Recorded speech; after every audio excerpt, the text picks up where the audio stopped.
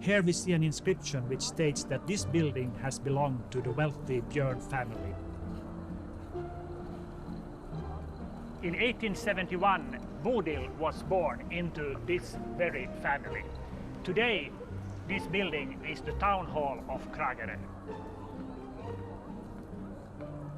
In 1904, Bodil Biorn was at the missionary school of the Danish branch of women's missionary workers. Only 1 year later, in 1905, a train took her to Constantinople. The missionary sister got a job in Mesre and Mush. She was 34 years old.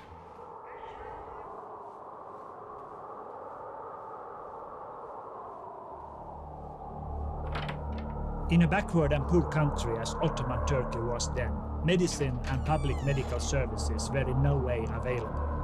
People could become disabled for life as a consequence of the most ordinary illnesses. In 1907, specialized nurse and midwife Bodil Biorn establishes a clinic here.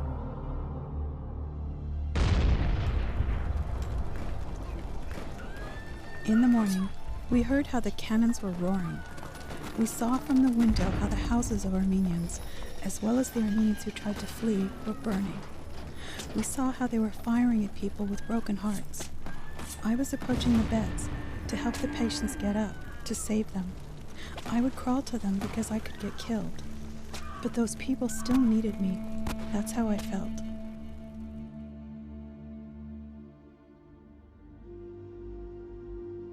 Bodil is bedridden due to tortuous worries. She had succeeded in saving only 3 teachers and 3 students from the mass murder.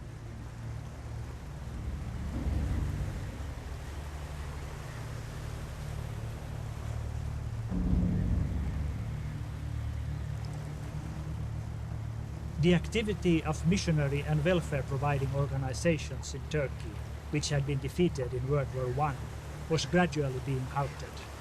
4 of our heroines, Alma Johansson, Bodil Biorn, Hedvig Bull, and Karin Jeppe, had to return to Europe, to their families, saved from the claws of death, in ruined health, and with an uncertain future.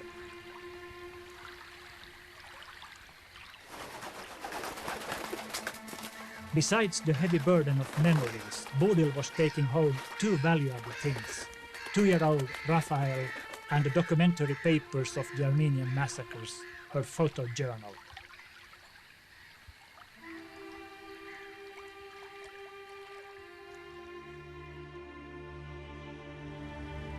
Like the Armenians, the people they cared for, our heroines became deportees. In Denmark, Norway, Sweden, Germany and Estonia, far away from war and suffering. They didn't find rest, they didn't find themselves. Hoping they would find at least one of their little orphans, or in some way would help the migrants rescued from genocide in the deserts, they decide to return to the hotbeds of genocide. How did they manage to find strength again? It is both surprising and understandable. Bodil Biorn came to Constantinople after founding an orphanage in Constantinople. Biorn finds out that numerous Armenians have migrated to eastern Armenia and need care.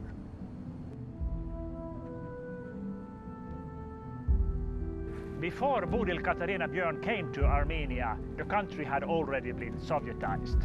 She founded the Lusakpur orphanage in the city of Alexandropol, today's Gyumri.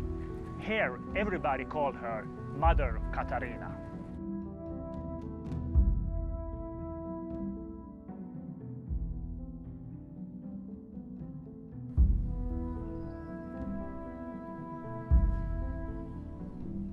Bodil Biorn left Armenia in 1924 when the Bolsheviks shut down the orphanage in Alexandropol that she had founded. The care of the children was transferred to Amercom, American Committee. In effect, Bodil Biorn as a Christian missionary is exiled from Soviet Armenia.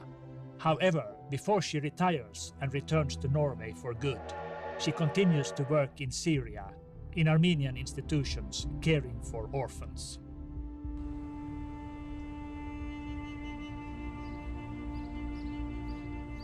Decades later, in the attic of the Oslo home where Sister Bodil had lived the last 25 years of her life, Jussi Björn, the son of Raphael Fritjof, finds the suitcases of his missionary grandmother.